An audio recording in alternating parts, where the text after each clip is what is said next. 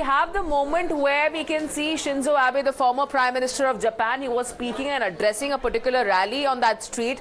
And this is the man we are talking about who is in question right now. As we can see, he's standing right across the road from where the ex-Prime Minister was standing.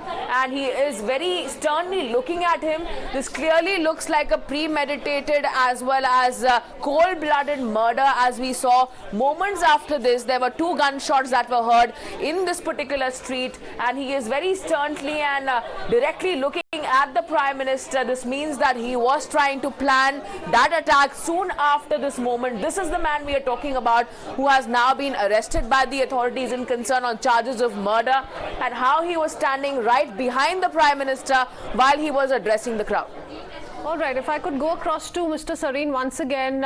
Mr. Sareen, if you can see those visuals, that's a clear view on how this man, the suspect who's now been arrested, was standing at a safe distance from the former Prime Minister Shinzo Abe while he was making that speech, while he was standing there with his back turned towards him, but a very close range at that, which once again raises questions at the security arrangement there as well.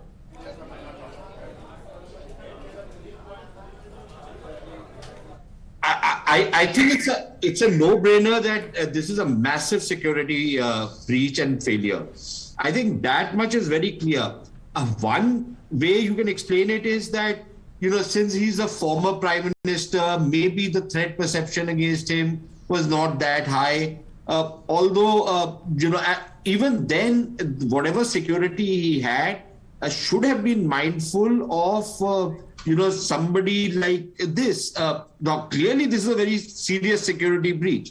Now, was this a failure to anticipate something like this happening?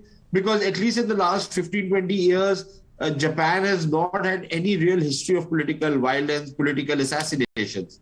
I'm sure things would change from here on. Number 2, if he was a serving Prime Minister, perhaps the security detail would have been a lot more different than what it was for a former Prime Minister.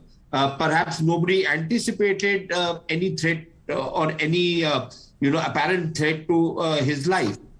So it could be a combination of reasons, but clearly people in charge of his security will have a lot to answer for.